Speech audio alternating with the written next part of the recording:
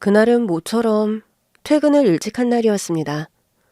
외근을 다녀온 뒤 사무실로 복귀하지 않고 바로 퇴근을 했거든요. 덕분에 집에 도착하니 아직 해가 완전히 지기 전이었습니다. 현관문을 열고 들어서자 익숙한 집안의 공기가 저를 맞아주었습니다. 조금만 쉬었다가 저녁 준비해야겠다.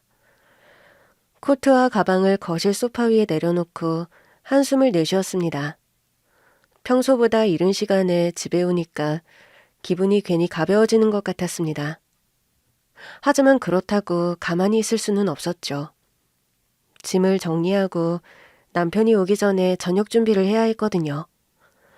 소파에 앉아 쉬고 있다가 달력을 봤는데 깜짝 놀랐어요. 어머, 내 정신 좀 봐. 명절이 벌써 코앞이네. 지난주에 어머니께 연락드렸어야 했는데 지금 전화하면 받으시려나? 맞아요. 설날이 2주 앞으로 다가오고 있었어요.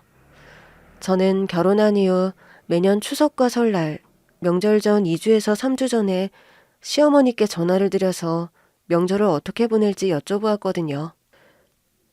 시댁의 분위기를 파악하고 제가 해야 할 일이 있으면 미리 준비해두기 위해서였죠. 명절 전부터 시어머니께서 어떤 음식을 준비하실지, 제가 가서 뭘 도와드리면 좋을지 듣고 움직이는 게 저에게도 편했기 때문이었어요. 또 다른 거 하다가 잊어버릴까 싶어서 얼른 시어머니께 전화를 걸었습니다. 어머님, 저예요. 우리 며느리, 웬일로 전화했어?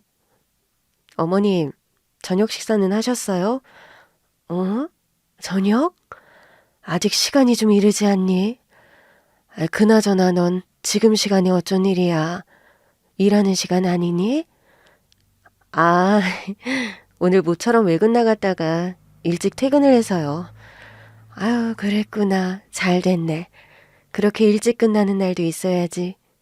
또 일찍 집에 왔다고 이거저거 바쁘게 움직이지 말고 동현이 올 때까지 너도 쉬어라. 네, 감사합니다. 그런데 어머님, 이제 설날 얼마 안 남았잖아요. 그래서 미리 전화드렸어요. 올해는 어떻게 하면 될까요? 언제 갈까요? 그런데 전화기 너머로 들려온 시어머니의 목소리는 평소와 달랐습니다. 벌써 그렇게 됐나? 시간이 참 빠르다. 그치? 그러게요. 제가 지난주에 전화를 드리려고 했는데 너무 바빠가지고 이제야 전화를 드렸네요. 그래도 아직 2주 남았으니까 미리 준비할 거 있으면 하려고요. 어, 근데 말이야, 올해는 그냥 오지 마. 네? 한순간 말문이 막혔습니다. 결혼 후 명절에 시댁에 안 간 적이 단 한 번도 없었는데 올해는 갑자기 오지 말라고 하시다니요. 어머님, 갑자기 그게 무슨 말씀이세요?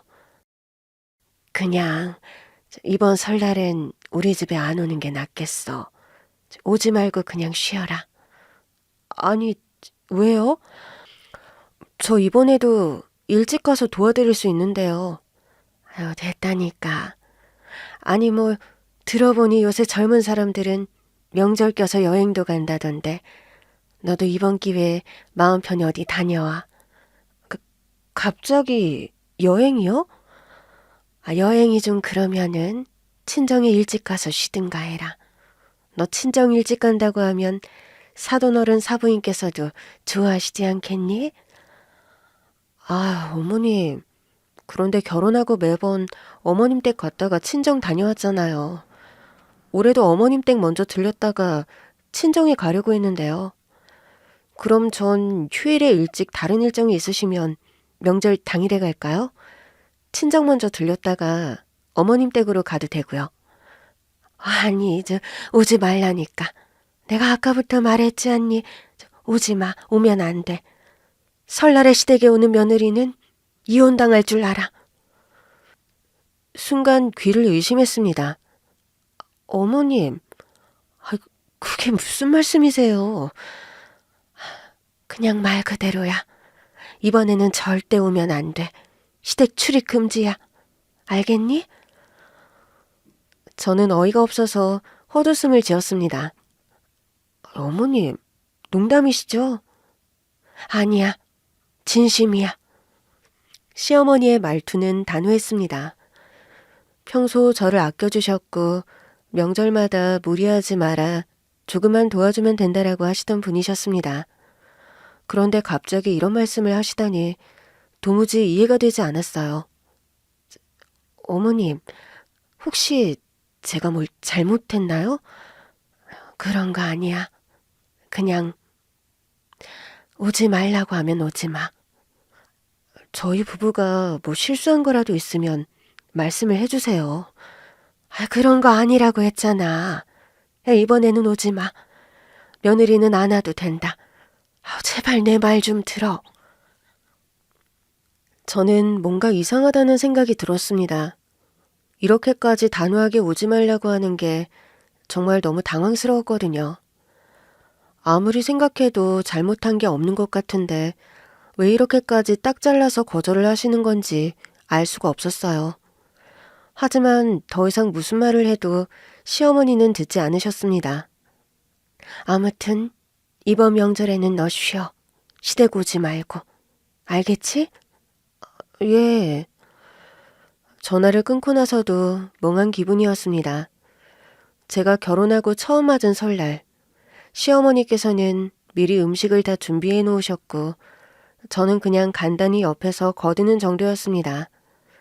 직장을 다니는 저를 배려하셔서 무리하지 않게 해주셨고 항상 고맙다는 말씀도 자주 하셨거든요.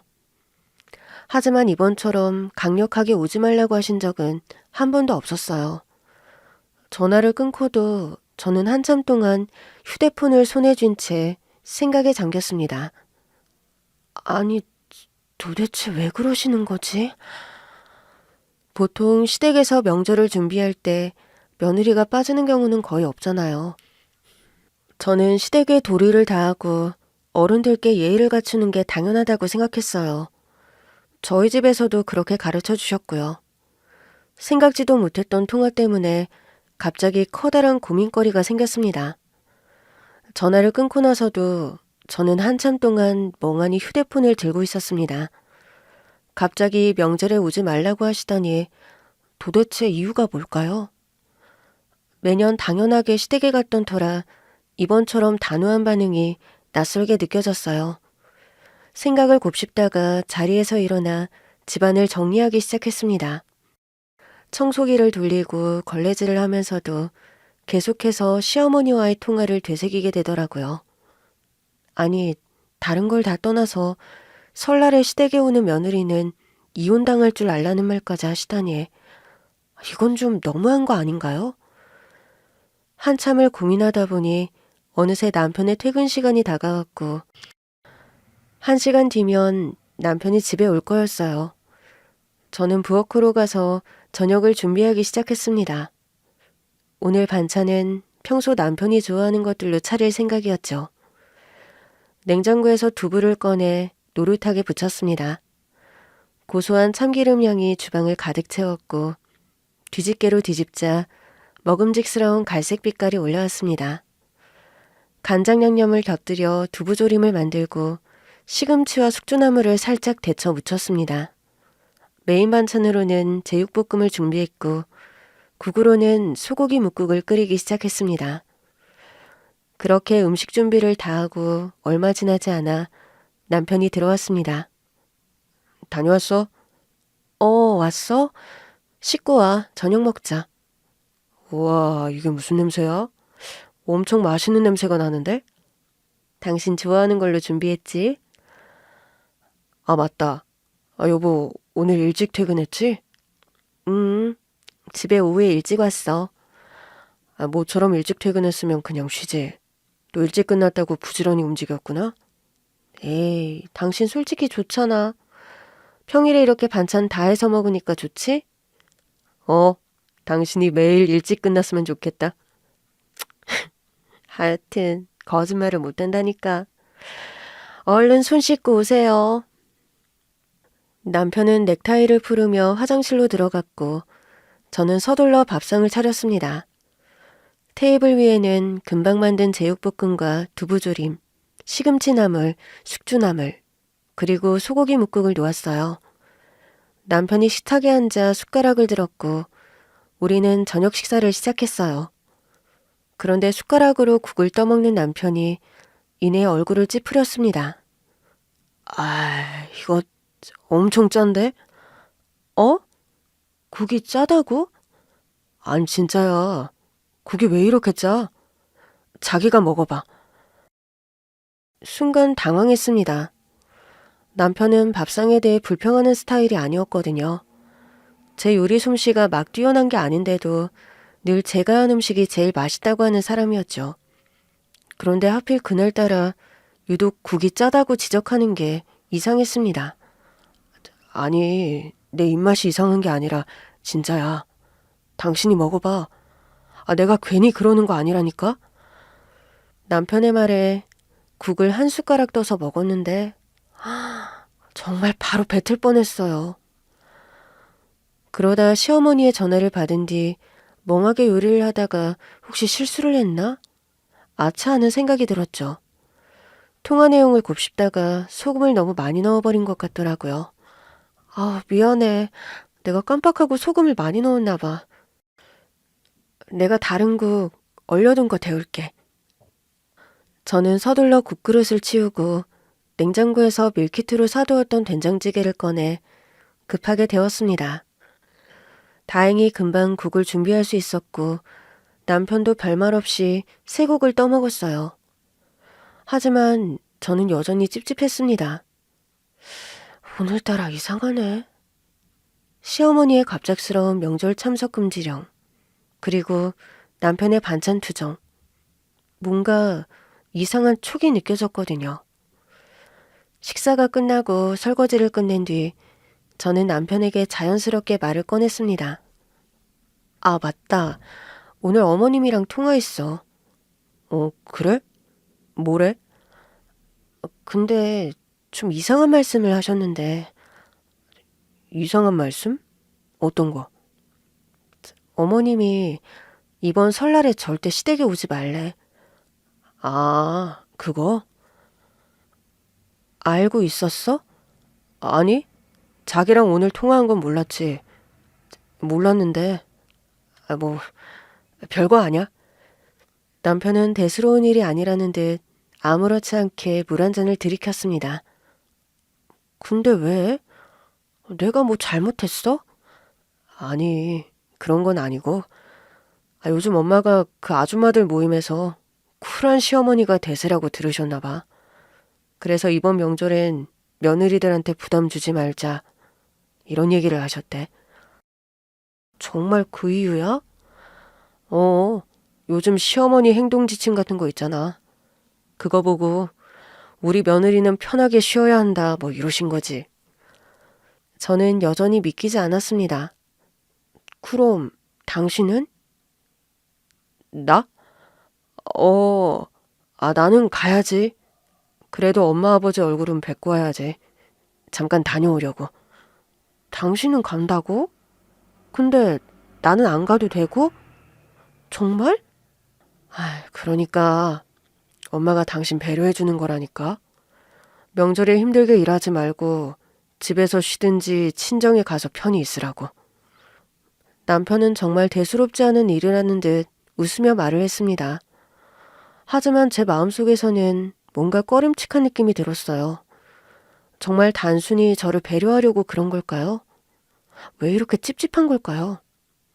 그날 저녁 이후 저는 더 이상 남편이나 시어머니에게 명절과 관련된 이야기를 꺼내지 않았습니다. 남편도 굳이 다시 언급하지 않았고 시어머니 역시 별다른 연락을 하지 않으셨습니다. 평소 같으면 명절 준비로 이것저것 시어머니께 여쭤보며 분주했을 텐데 올해는 너무나도 조용했어요. 하지만 아무리 시어머니가 오지 말라고 하셨다고 해도 명절에 아무것도 하지 않는 게 마음에 걸리더라고요. 그래서 따로 장을 봐서 집에서 명절 음식을 조금 준비하기로 했어요.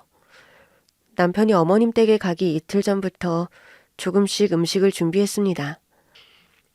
당면을 삶고 얇게 채 썬 당근과 양파, 피망, 표고버섯을 볶아 색감을 살린 잡채, 동그랑땡과 호박전, 동태전을 만들었고 마지막으로 깻잎전까지 만들었어요. 원래 음식할 때 손이 큰 편이라서 뭘 해도 조금씩이 잘 안 되거든요. 그러려면 가짓수라도 줄여야 하는데 또 이왕 하는 거 잘하고 싶어서 이것저것 다 만들었던 것 같아요. 다른 날도 아니고 설 명절인데 또 설에 갈비찜이 빠질 수는 없잖아요.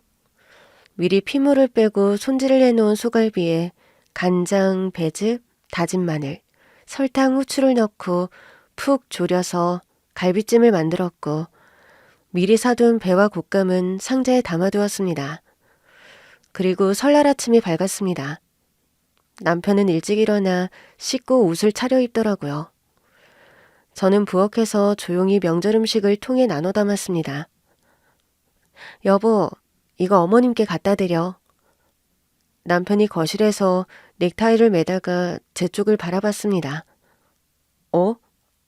이걸 다 준비한 거야? 그냥 손 놓고 있기 그래서 조금만 했어. 어머님 좋아하시는 나박김치랑 잡채도 있으니까 꼭 챙겨가.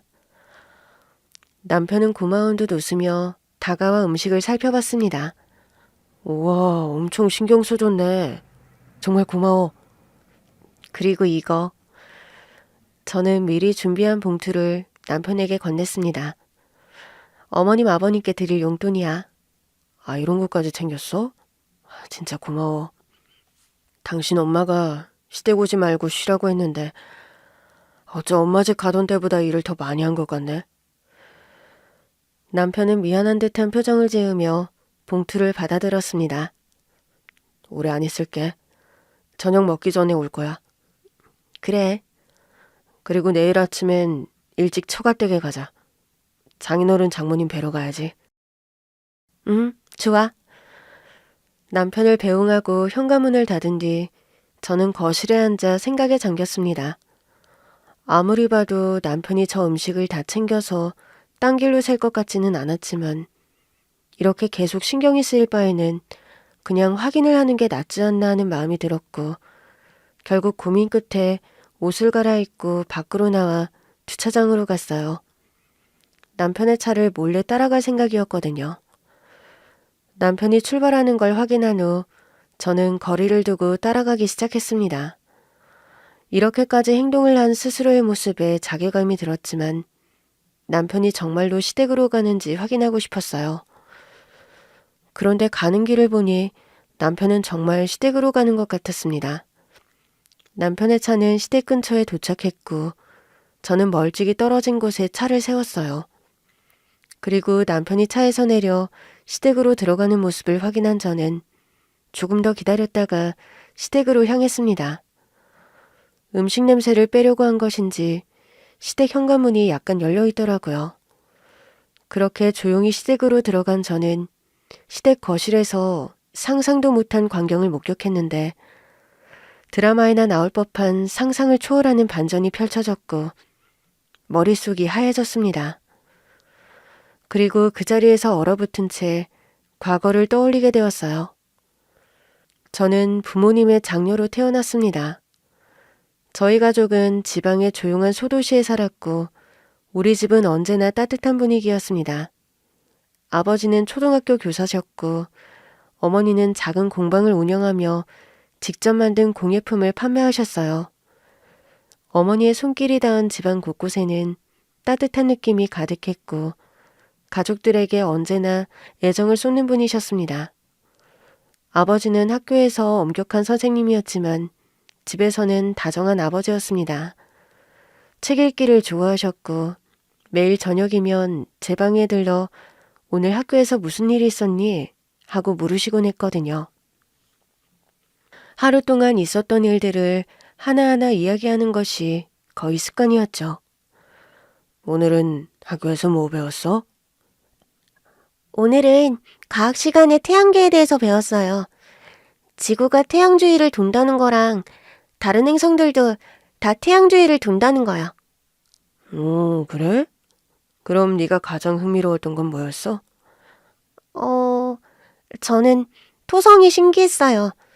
고리가 있는 행성이잖아요. 맞아.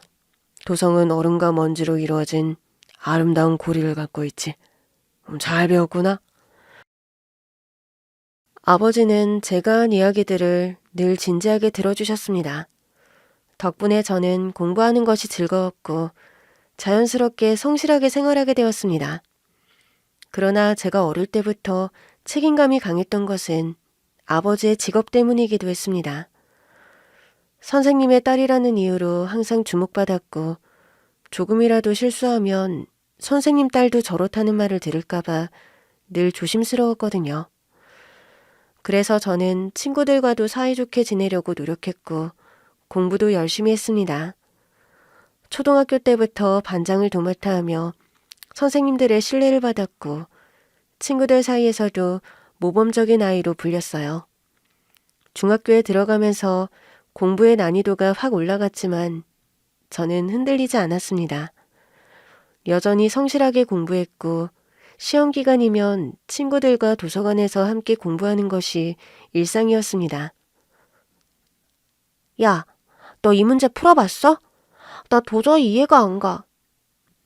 어디 보자. 이거 연립방 정식 문제네. 먼저 하나의 식을 정리해서 대입하면 쉽게 풀려. 우와, 진짜 대단하다. 역시 우리 반 반장이라니까. 아니야. 그냥 몇 번 더 풀어본 거야. 중학교 때도 저는 반장을 맡았고 성적도 늘 상위권을 유지했습니다. 그렇다고 친구들과 노는 걸 마다하지는 않았어요. 주말이면 친구들과 영화도 보고 자전거를 타며 소소한 일상을 즐겼거든요. 그러나 학부모 상담이 있는 날이면 여전히 긴장이 되었습니다. 다른 친구들은 상담날을 그저 귀찮아했지만 저는 혹시라도 부모님께 혼나는 일이 생길까봐 항상 걱정을 했던 것 같아요. 소영아, 선생님이 너 칭찬하시더라. 늘 모범적으로 생활하고 친구들이랑도 잘 지낸다고. 정말? 다행이다. 그런데 왜? 선생님이 뭐라고 하셨어? 선생님이 네가 너무 책임감이 강해서 스스로 힘들어하는 것 같다고 하시더라. 그때 처음으로 저는 스스로를 돌아보게 되었어요. 혹시 나도 모르게 너무 완벽하려고 애쓰고 있는 건 아닐까. 하지만 그 생각도 잠시뿐이었습니다. 저는 여전히 부모님이 자랑스러워하는 딸이 되고 싶었고 그러기 위해서는 늘 성실해야 한다고 생각했거든요. 고등학교에 진학하면서 저는 더욱 바빠졌습니다. 성적 경쟁이 심해졌고 대학 입시를 준비해야 했으니까요.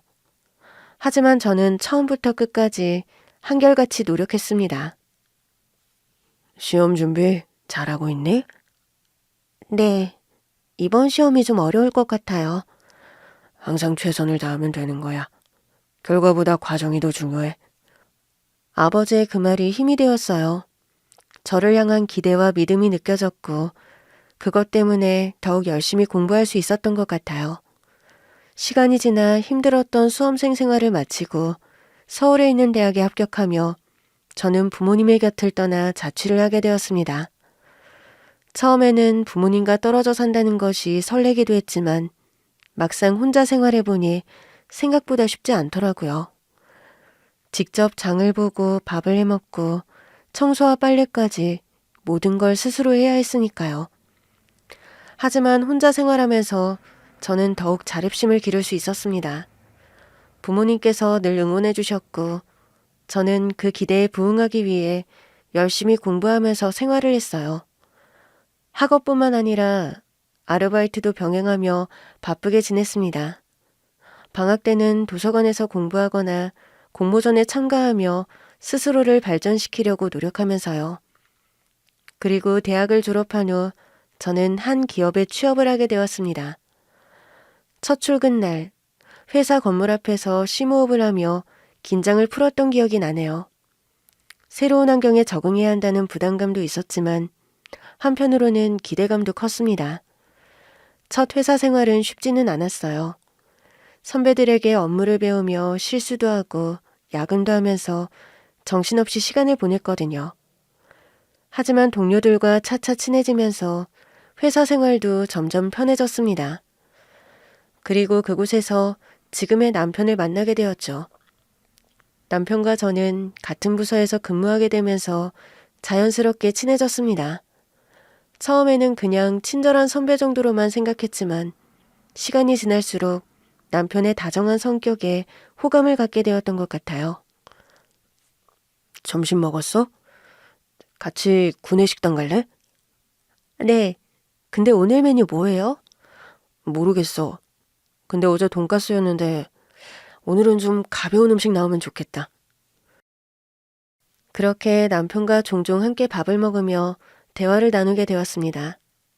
그는 늘 사소한 것까지 잘 챙겨주는 사람이었습니다. 어느 날은 야근을 하고 있는데 남편이 다가와서 말을 걸었어요. 늦었는데 집까지 데려다 줄까? 아이, 괜찮아요. 저 버스 타면 금방 가요. 그래도 늦었으니까 같이 가. 나도 방향 비슷하거든. 그렇게 남편과 야근 후 같이 퇴근하는 일이 많아졌고 자연스럽게 연인으로 발전하게 되었습니다. 연애를 시작하고 남편은 저에게 더없이 다정한 사람이었습니다. 비 오는 날이면 우산을 챙겨주고 힘든 일이 있을 때는 조용히 옆에서 위로해 주었거든요. 그런 남편과 함께 시간을 보내는 게 정말 행복했어요. 연애를 하면서 서로의 가족 이야기를 하게 되었고 저는 남편이 부모님을 얼마나 아끼는 사람인지 알게 되었습니다. 저희 부모님도 사이가 좋고 화목한 가정에서 자란 편이었기 때문에 저는 그런 남편의 모습에 신뢰가 갔고 이 사람과 결혼하면 행복할 거라는 확신이 들었습니다. 그런 마음을 먹고 있을 때 남편도 같은 생각을 했던 것 같아요. 우리 결혼할까? 어? 결혼? 지금 청혼하는 거야? 놀랐지? 근데 갑자기 이런 말 하는 거 아니야. 사실 오래 생각했어. 나는 네가 옆에 있는 게 너무 좋아. 그리고 앞으로도 계속 함께 하고 싶어. 그 말을 듣는데 가슴이 두근거렸고 내가 기다렸던 그 순간이 왔다는 걸 알았죠. 결혼을 결심한 후 우리는 양가 부모님께 인사를 드리러 갔습니다. 남편의 부모님은 저를 따뜻하게 맞아주셨어요. 아유, 우리 아들한테 과분한 아가씨네. 이렇게 예쁘고 야무진 며느리를 보게 될 줄이야. 아유, 아닙니다, 어머님. 잘 부탁드립니다. 상견례 때 부모님들도 서로 좋은 인상을 받으셨고 결혼 준비는 순조롭게 진행되었습니다. 저희는 맞벌이를 할 계획이었기 때문에 신혼집도 회사 근처로 정했어요. 그리고 결혼식 당일 남편과 저는 가족과 친구들의 축하 속에서 부부가 되었습니다. 결혼 후 저와 남편은 맞벌이를 하면서도 가정을 소중히 여기며 살았습니다. 저는 직장을 다니면서도 집안일을 게을리하지 않으려고 노력했고 남편도 퇴근 후에는 설거지나 청소를 도와주며 함께 살림을 꾸려갔거든요. 결혼하고 나서 1년 그리고 2년이 지났는데 아이는 없었지만 둘만의 생활도 충분히 행복했습니다. 주말이면 함께 여행을 다니고 퇴근 후에는 맛있는 음식을 만들어 먹는 소소하지만 행복한 일상. 딱 제가 꿈꾸던 생활이었습니다. 남편과의 결혼 생활도 행복했지만 시부모님은 저를 친딸처럼 아껴주셨어요. 명절뿐만 아니라 평소에도 자주 연락하며 지냈고 저는 시부모님께 자주 먹을 것을 챙겨드리며 정성을 다했습니다. 어머님, 이번에 제철 과일이 나왔길래 좀 챙겨왔어요. 아유, 저 우리 며느리 고맙다. 매번 이렇게 신경 써서 어떡하니? 별거 아니에요. 아버님도 좋아하실 거예요. 결혼 2년 차가 되던 해 저는 남편과 상의 끝에 시부모님을 모시고 여행을 다녀오기로 했어요. 결혼하고서 온 가족이 함께 가는 여행은 처음이었기 때문에 특별한 추억을 만들고 싶었거든요.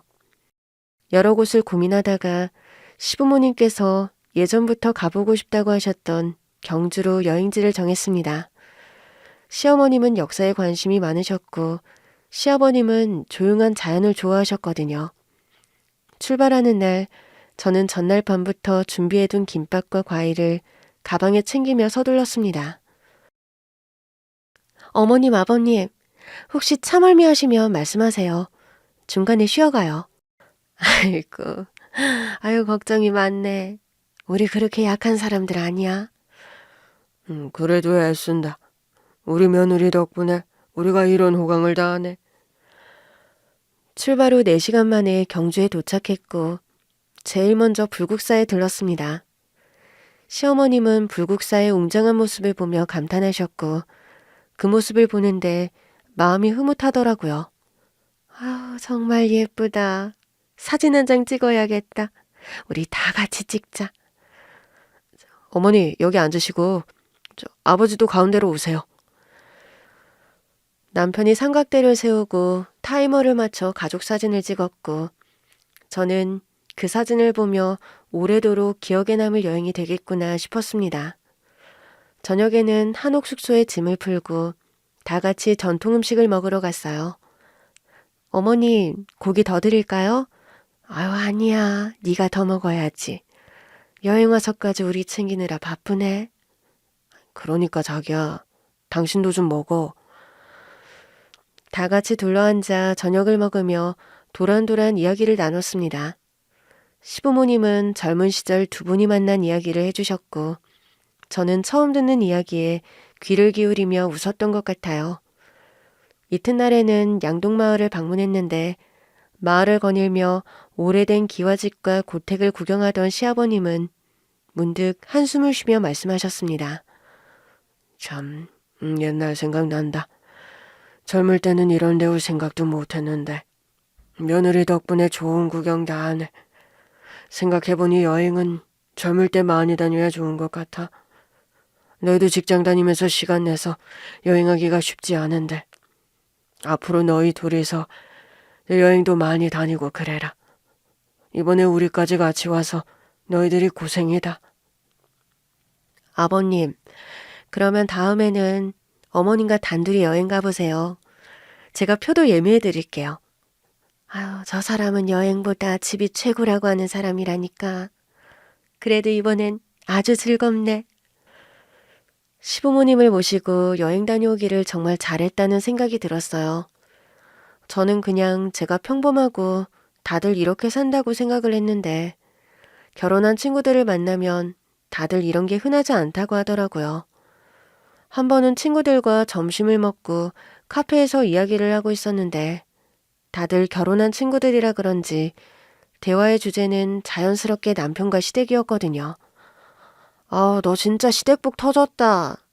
명절 때마다 시어머니가 음식 준비 안 해도 된다고 하고 너 직장 다니니까 무리하지 말라고 그러신다며? 아, 그치. 어머님께는 너무 감사한 마음이야. 그래도 그건 아닌 것 같아서 일찍 가서 도와드리려고 하는데 정말 준비를 거의 다 해놓으셔서. 그건 그렇고 이번에 시부모님 모시고 여행 갔다 왔다면서? 경주로 갔는데 진짜 너무 좋았다. 모시고 가길 잘했다고 생각했어. 와, 애도 없는데 시부모님이랑 여행 싫어하냐? 아니, 차라리 애들이라도 있으면 그냥 손주 보는 거 좋아해서 간다고 할 것 같은데 너는 애기도 없잖아. 어색하지 않았어? 아, 그러니까 나한테 만약 우리 시댁이랑 여행 가자고 그러면 나 당장 도망칠 거야. 뭐야, 너무한 거 아니야? 너네도 한번 해봐. 괜히 안 좋은 쪽으로만 생각하지 말고. 좋을 수도 있잖아. 야야야, 안 봐도 비디오야. 진짜 여행 가기 전부터 뭐 챙겨라, 뭐는 해야 한다.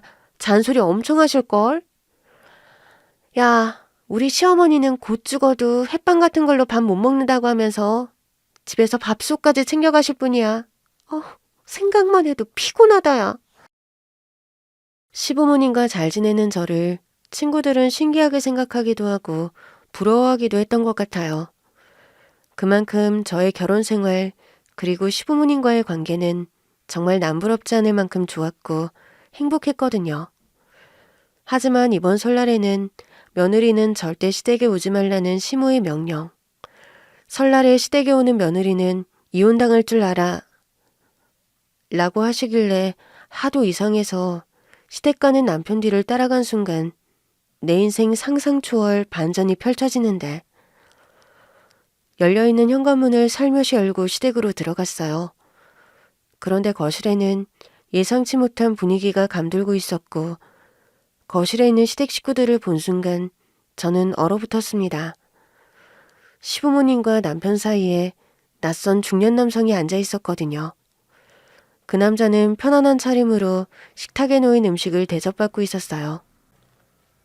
거실에는 명절이나 손님이 올 때 내놓는 커다란 상이 놓여 있었고 그 상 위에는 시어머님이 준비한 음식 그리고 제가 남편한테 챙겨보낸 명절 음식이 한가득 차려져 있었습니다. 그런데 시부모님과 남편 모두 먹지 않고 그 낯선 중년의 남자가 식사하는 모습을 가만히 지켜보고 있는 거예요.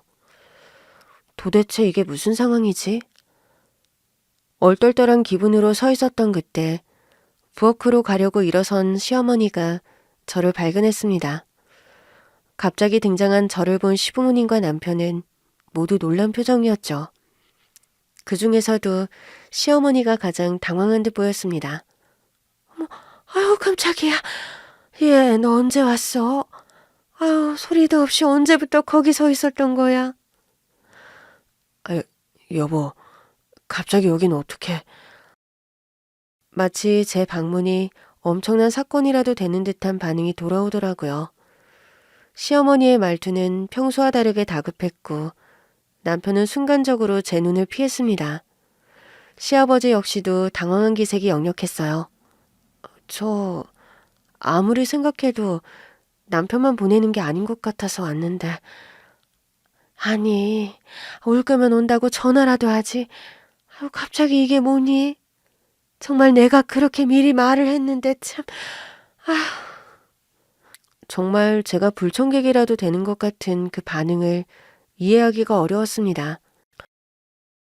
평소 저를 아껴주던 어머님께서 설날에 굳이 저를 오지 못하게 한 것도 의아했는데 이렇게 다들 당황하는 모습을 보니 더 이상하게 느껴졌거든요. 거실에서 편안하게 식사를 대접받고 있는 저 낯선 남자는 누구일까요? 저 남자 때문에 절 오지 말라고 한 거였을까요? 어머님, 연락 없이 와서 놀라셨다면 죄송합니다. 그런데 이분은 누구세요? 시어머니는 머뭇거리다가 저를 바라보며 들어오라는데 손짓을 하셨습니다. 이미 봤으니까 어쩔 수가 없네. 일단 앉아라. 차근차근 이야기할 테니까. 한참을 현관에 서 있다가 그제야 시댁 안으로 들어갔어요. 남편은 저를 걱정스러운 눈빛으로 바라보았고 시아버지는 들고 있던 숟가락을 내려놓으며 깊은 한숨을 내쉬었습니다. 그리고 그때 시어머니께서 망설이다 이야기를 하셨어요. 인사해라. 여기 있는 이 사람은 내 동생이다. 네? 어머님 동생분이시라고요? 그 순간 머릿속이 복잡해졌습니다. 시어머니에게 동생이 있다는 이야기를 들은 적이 없었거든요. 아니, 남편조차도 그런 이야기를 한 적이 없었습니다. 남편과 저의 결혼식에는 양가 친척 어른들이 다 오셨었는데 어머님의 동생이라는 그분은 저희 결혼식 때도 안 오셨던 분이었어요. 그런데 갑자기 설날 아침 불쑥 등장한 남자가 시어머니의 동생이라니. 어머니의 남동생분이면 호칭이 어떻게 되는 거지? 생각을 하고 있을 때 어머님께서 말을 이어서 하셨어요. 아주 오래전에 연락이 끊겼었어. 그러다 얼마 전에야 찾게 됐다. 그제야 남편이 조심스럽게 말을 이었습니다. 이야기하자면 사연이 길어. 근데 나도 외삼촌을 뵌 게 너무 오랜만이라 어렸을 때 이후로 뵌 적이 없었거든. 엄마가 말씀하신 것처럼 정말 기적적으로 오랜만에 삼촌을 만나게 된 거야.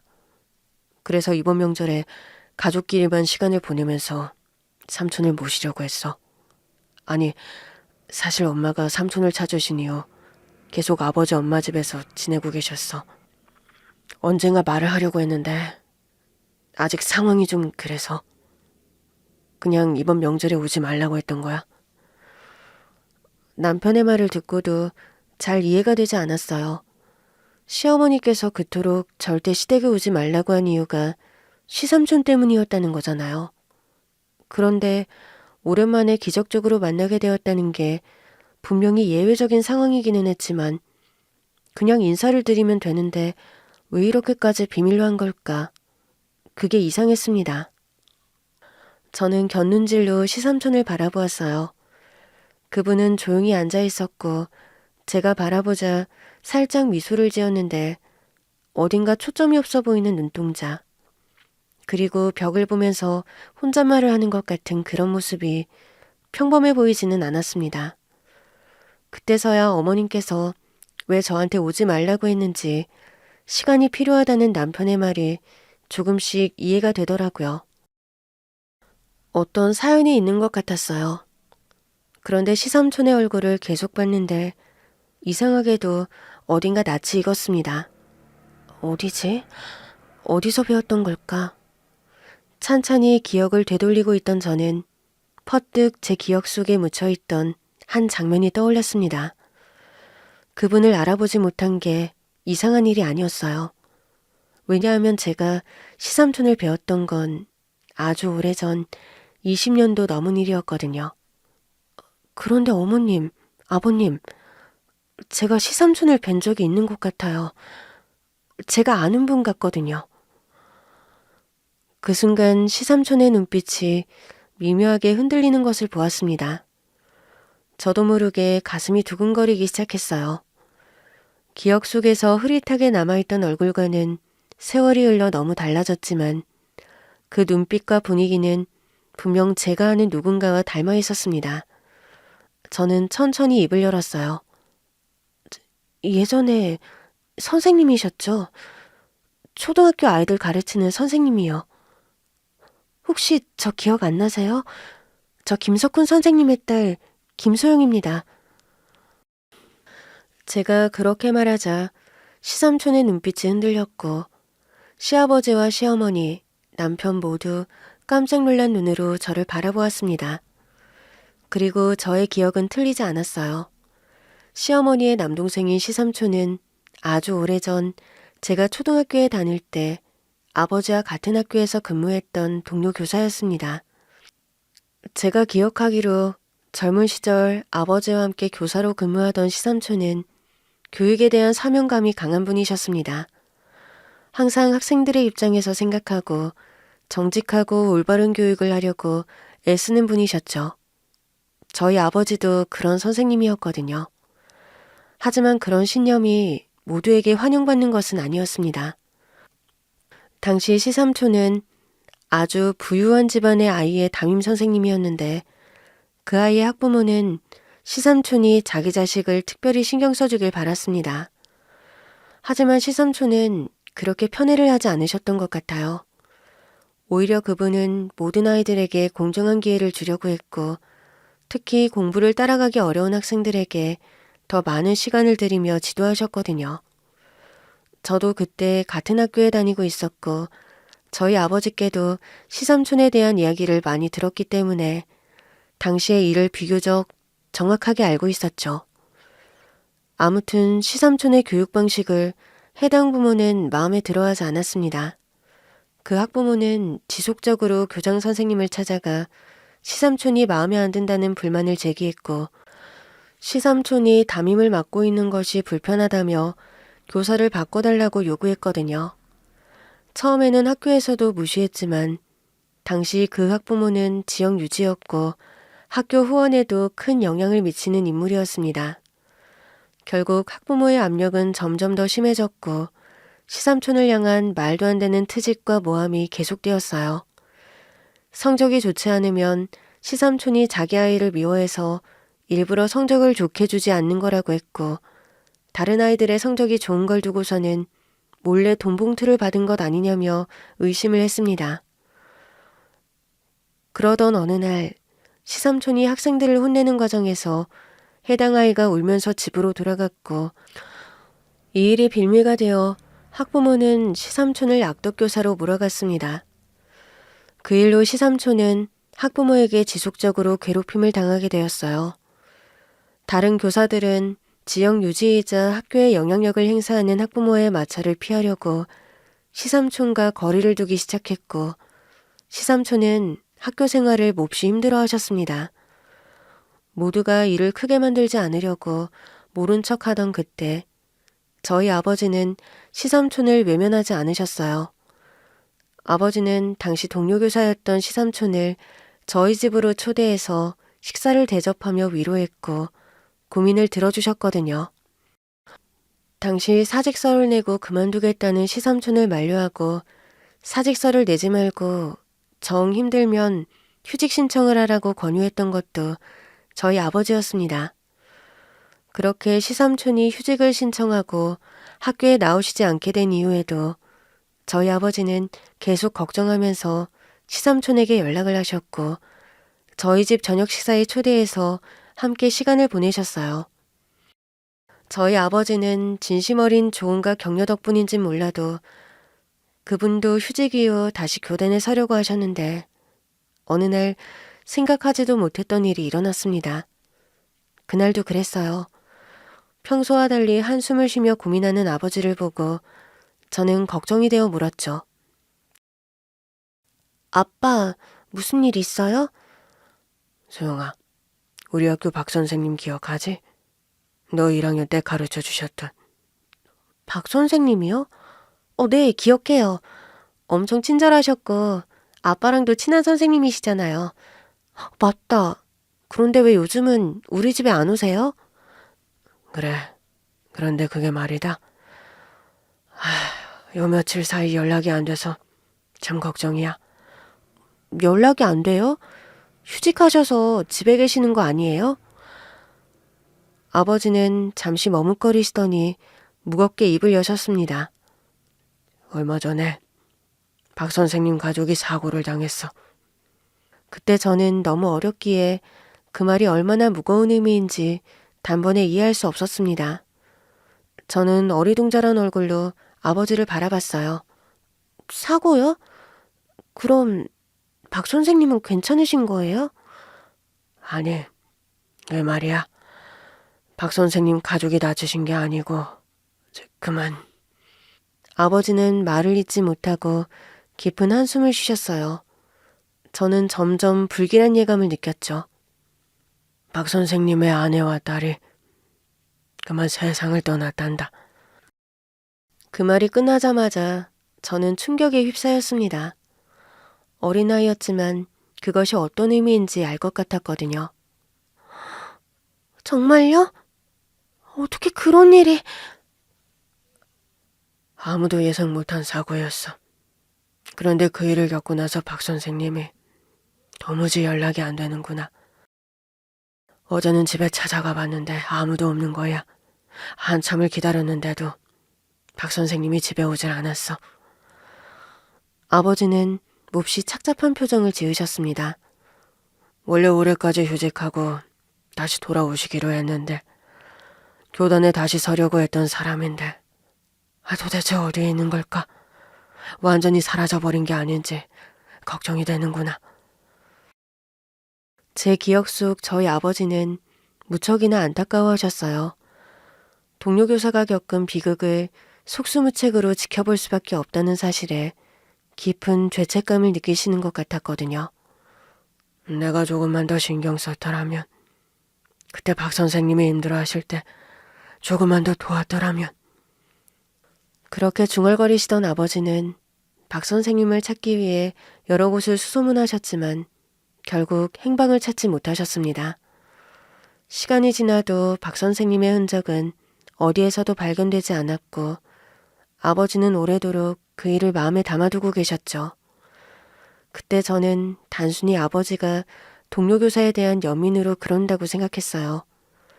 하지만 이제 와서 돌이켜보면 아버지는 단순히 동료로서가 아니라 한 사람의 인생이 무너지는 과정을 너무도 가까이서 지켜보셨기 때문에 더더욱 가슴 아파하셨던 것이 아닐까 싶습니다. 그렇게 저희 아버지는 오랫동안 박 선생님의 이름을 가슴에 새기고 계셨어요. 가끔 혼자 계실 때도 그분을 떠올리셨거든요. 그런데 지금 바로 제 눈앞에 그 박 선생님이, 그러니까 시어머니의 남동생인 시삼촌인 박 선생님이 앉아 계신 거였어요. 정말 세상이 이렇게 좁을 수도 있는 걸까요? 이렇게 인연이 신기하게도 이어질 수 있는 걸까요? 선생님, 박영수 선생님, 그때 그렇게 사라지셔서 저희 아버지께서 정말 걱정을 많이 하셨어요. 그동안 어떻게 지내셨는지, 박 선생님이 여기 계시다는 걸 알면 저희 아버지 김석훈 선생님께서 정말 반가워하실 거예요. 기억나요. 김석훈 선생님. 참 따뜻한 분이었는데, 유일하게 나를 신경 써준 동료 선생님이었는데, 김석훈 선생님은 잘 있나요? 그런데 아가씨가 김석훈 선생님 따님이라고. 네, 맞습니다. 제가 김석훈 선생님 딸이에요. 그리고 박영수 선생님의 조카 이동현의 아내입니다. 선생님의 누이분이 제 시어머니세요. 그게 정말인가? 어떻게 그럴 수가. 시삼촌과 저 그리고 시댁 식구 모두가 오래된 인연에 놀라움을 금치 못했습니다. 하지만 그 이후 어머님께서 들려주신 이야기는 너무 가슴이 아팠습니다. 며느리 너한테 어떻게 이 이야기를 해야 할지 정말 많이 고민했어. 네 시삼촌, 그러니까 내 동생을 20년 넘게 못 만났단다. 네? 20년이나요? 그럼 그때 학교를 떠난 이후 어머님도 선생님의 행방을 모르셨던 거군요. 그래, 처음엔 연락이 안 되는 걸 이상하게 생각했지만 다 큰 성인 남자가 사라졌다고 해서 경찰에서 적극적으로 수색해주는 때도 아니었지. 처음에는 몇 년 안에 돌아오겠지 했는데 시간이 지나도 연락이 없더라고. 시어머니의 목소리가 떨리고 있었습니다. 그 오랜 세월 동생을 찾지 못한 자책감과 애타는 마음이 묻어나는 듯했어요. 나도 가족들도 동생을 찾으려고 애를 썼다. 수소문도 해보고 경찰서에도 가보고 실종신고도 했었지. 하지만 아무런 소식이 없었어. 마치 세상에서 흔적 없이 사라진 것처럼. 그런데 어떻게 다시 찾으신 거예요? 유전자 등록을 했어. 이제는 국가에서 실종자를 찾을 수 있도록 가족의 유전자를 등록할 수 있잖니. 마지막이라는 심정으로 몇 년 전에 등록해둔 거야. 그럼 시삼촌이... 얼마 전에 경찰서에서 연락이 왔어. 한 남자가 교통사고로 병원에 실려왔는데 기억이 온전치 않고 신원도 확인되지 않았는데 유전자 데이터베이스에서 내 정보와 일치한다고 하더구나. 가슴이 철렁했지. 혹시나 해서 병원으로 달려갔어. 그런데 거기 정말 내 동생이 있더라고. 내 동생이 그렇게 망가진 모습으로 나를 바라보고 있더라.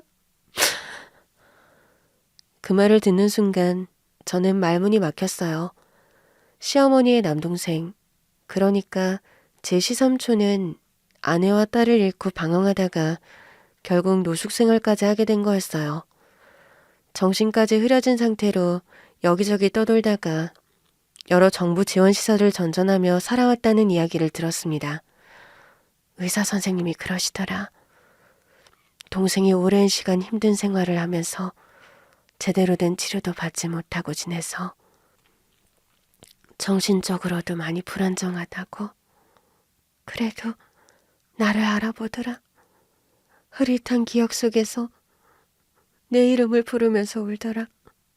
그래서 동생을 데리고 왔어. 집으로 이제 어디에도 가지 못하게 하려고.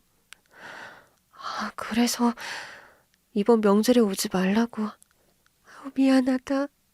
너한테 어떻게 이야기를 해야 할지 몰랐어. 동생 상태도 너무 불안하고 무거운 사연이니까. 저는 아무 말도 할 수 없었습니다. 명절을 앞두고 왜 시어머니가 저를 피하려 했는지 이제야 알 것 같았어요. 너한테 이걸 다 말해야 하나? 아니면 좀 더 시간이 지나서 알려줘야 하나? 고민이 많았는데 그냥 당장은 조용히 가족끼리 동생을 돌보고 싶었다. 그리고 혹여나 네가 이런 사정을 이해하지 못하고 실망을 할까 걱정도 했지. 어머님, 실망이라뇨. 그런 상황이 전혀 아닌걸요.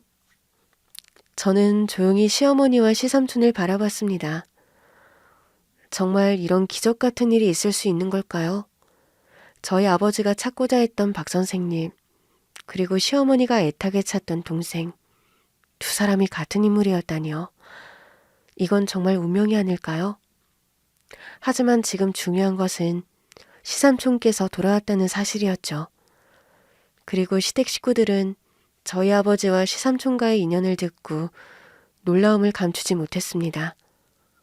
세상에 이렇게 기적 같은 일이 있구나.